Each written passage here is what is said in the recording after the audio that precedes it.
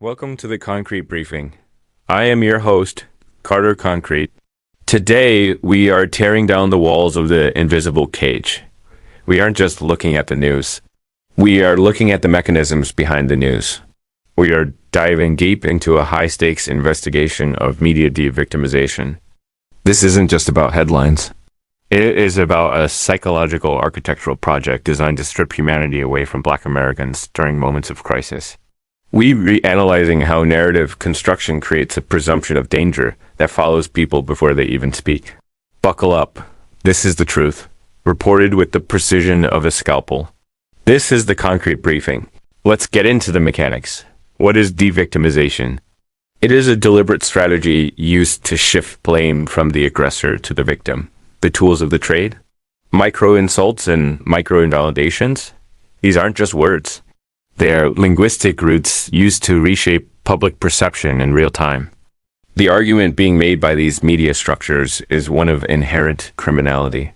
Think about that term. Inherent. It suggests that criminality isn't an action, but a state of being. This is a modern manifestation of a dark cultural history. By framing Black victims as naturally dangerous, the media justifies systemic oppression and discourages public empathy. Where does this come from? It is rooted in the painful legacy of slavery, where Black humanity was fundamentally denied to maintain a system of control. Today, that control isn't maintained by chains, but by the invisible cage of media narratives.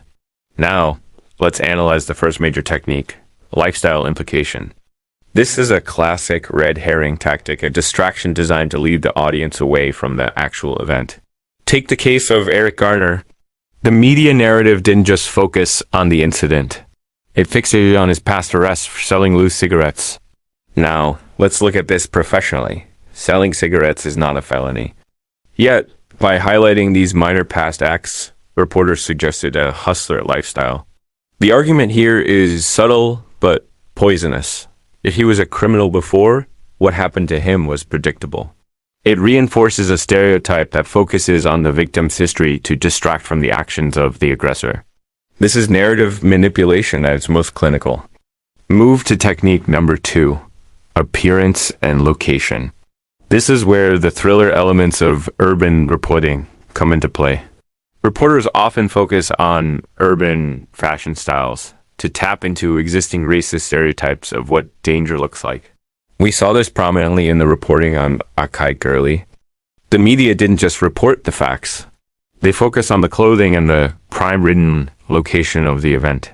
Even the choice of a mugshot over a family photo is a strategic move. It visually brands the victim with an image of guilt, regardless of whether that mugshot has anything to do with the incident at hand.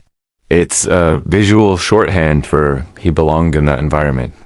This next technique is perhaps the most sophisticated, emphasizing physical conditions. Here, the media uses factual, clinical details like size or medical history to draw attention away from accountability. In the coverage of Eric Garner, media outlets heavily emphasized his physical size and pre-existing health issues. The argument being crafted here, that the victim's own body was the primary cause of the outcome rather than the policing action itself. It turns a person's health into a liability used to minimize the responsibility of the system. This is a powerful form of de-victimization because it hides behind the veneer of medical facts. Let's talk about irrelevant association. This is the tactic of linking a victim to a crime that has zero relevance to the encounter that took their life. Look at Michael Brown. Reports prominently associated him with a convenience store robbery, despite contradictions about how relevant that was to the actual shooting. By creating this backdrop of alleged misconduct, the media provides a retrospective rationale for the incident. The argument here is that for a Black victim to receive justice, they must achieve an unrealistic standard of moral perfection. If you are a perfect victim, the system uses your past to justify its present. The most aggressive tactic is the fifth one, shifting blame to the victim or their family. This is a systemic deflection that doesn't even spare children. The case of 12-year-old Tamir Rice is the heartbreaking evidence. The system officially blamed the child for his own death while media outlets shifted the focus to his mother's past drug charges and her parenting ability. Think about the logic there. A mother's past is used to justify the death of her child. This is a mechanism for maintaining the existing order by deflecting all accountability away from the policing structure and onto the grieving family. We've analyzed the blueprint. We've seen the techniques from highlighting past arrests to blaming the parents. These are the bars of the invisible cage. Media bias isn't an accident. It is a critical mechanism for maintaining systemic oppression and perpetuating discrimination. To dismantle racism, we must first dismantle the narratives that support it. We must demand accurate, unbiased reporting that recognizes the humanity of every individual.